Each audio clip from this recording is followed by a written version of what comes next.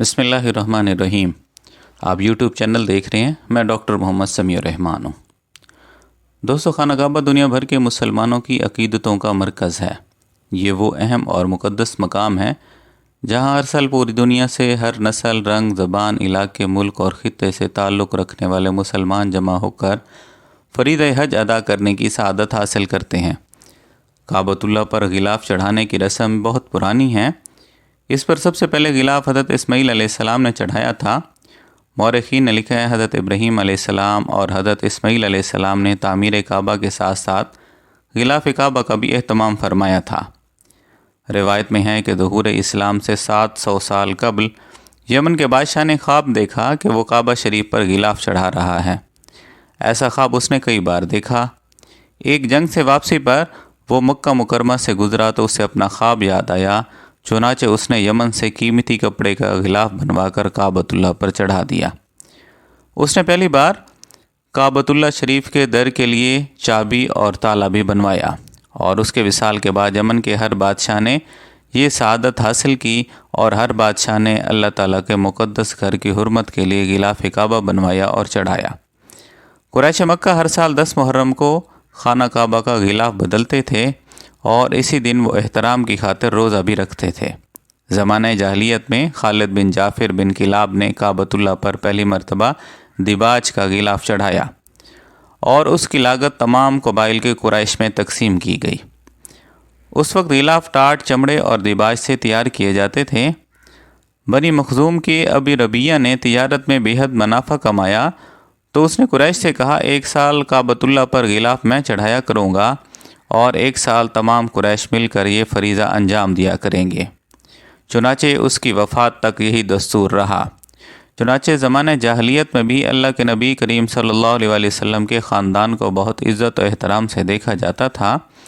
آپ صلی اللہ علیہ وسلم کے جد امجد بھی تمام قبائل میں عزت کی نگاہ سے دیکھے جاتے تھے۔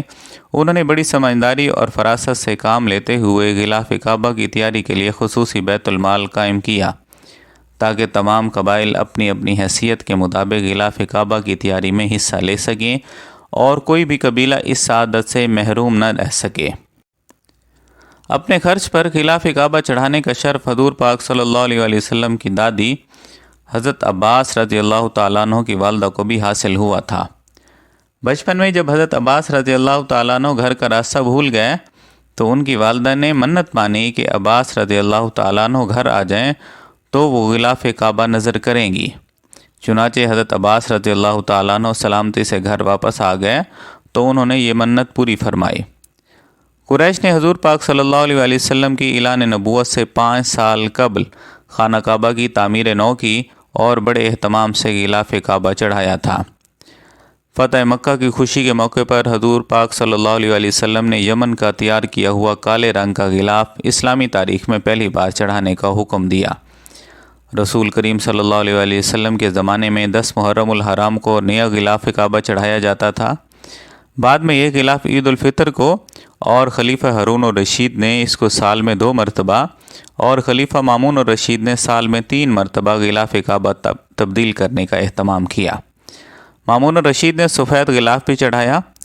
خلیفہ ناصر عباس نے پہلے سبز رنگ کا غلاف بنوایا لیکن پھر سیاہ ریشم سے تیار کرایا۔ اس دور سے آج تک غلاف کعبہ کا رنگ سیاہ ہی چلا آ رہا ہے۔ البتہ اوپر کڑھائی کا کام ہوتا ہے۔ 140 ہجری سے غلاف پر لکھائی کا کام شروع ہوا جو آج تک جاری ہے۔ 761 ہجری میں والی مصر سلطان حسن نے پہلی مرتبہ غلاف کعبہ پر آیات قرآنی لکھنے کا کام شروع کیا۔ سورۃ آل عمران کی آیت نمبر 96 اور 97، سورۃ المائدہ کی آیت نمبر 97 اور سورۃ البقرہ کی آیت نمبر 127 اور 128 3 طرف سے لکھی جاتی ہیں اور چوتھی طرف سے غلاف کعبہ بھیجنے والے فرما روا کا نام ہوتا تھا۔ 810 ہجری میں غلاف کعبہ بڑے خوبصورت انداز میں جاذب نظر بنایا گیا جیسا کہ آج بھی نظر آتا ہے۔ مصر پر سلطنت عثمانیہ کے قبضے کے بعد سلمان اعظم نے مزید 7 گاؤں کی آمدنی غلاف کعبہ کے لیے وقف کر دی تھی۔ 19ویں اور 20ویں صدی کے اوائل تک غلاف کعبہ مصر سے ہی تیار ہو کر آتا تھا۔ یہ قاہرہ کے ایک خصوصی کارخانے میں بنایا جاتا تھا जो सिर्फ गिलाफ काबा ही तैयार करता था।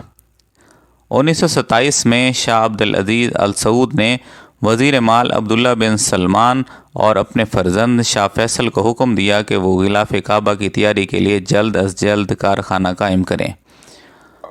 1340 हिजरी में गिलाफ काबा की तैयारी शुरू कर दी गई। चुनाचे एक कारखाना कायम करके हिंदुस्तानी मुसलमान कारीगरों की निगरानी में काम शुरू किया गया।